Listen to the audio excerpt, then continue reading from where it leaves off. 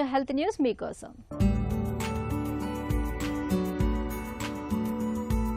మానసిక ఒత్తిడి అనేది పేగు బ్యాక్టీరియాను మార్చి ఎముక మధ్యలోని మూల కణాల్లో వృద్ధాప్యం మాదిరి మార్పులను కలుగజేస్తున్నట్టు చైనాకు చెందిన పరిశోధకుల తాజా అధ్యయనంలో తేలింది.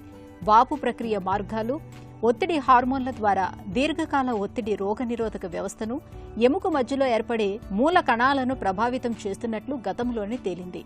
అయితే ఒత్తిడి సంకేతాలు మెదడు నుంచి ఎముక మధ్యకు ఎలా చేరుకుంటాయనేది స్పష్టంగా తెలియదు. ఈ నేపథ్యంలోనే చైనా పరిశోధకులు ఎలుకల్లో మెదడు, పేగులు, ఎముక మధ్య సాగే చర్యల మీద పరిశోధన చేపట్టారు.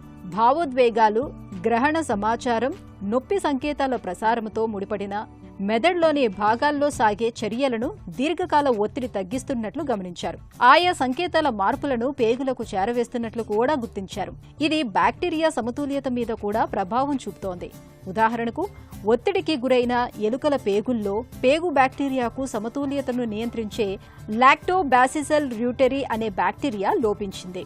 అలాగే దెబ్బతిన్న కణాలను తొలగించడంలో కీలకంగా వ్యవహరించే స్పెర్మిడైన్ అనే సహజ రసాయనము మోతాదులు తగ్గాయి. ఇవి రెండు మెదడు, ఎముక మధ్య సాగే సమాచార ప్రసారంలో ముఖ్య పాత్ర పోషిస్తూ ఉండటం గమనార్హం.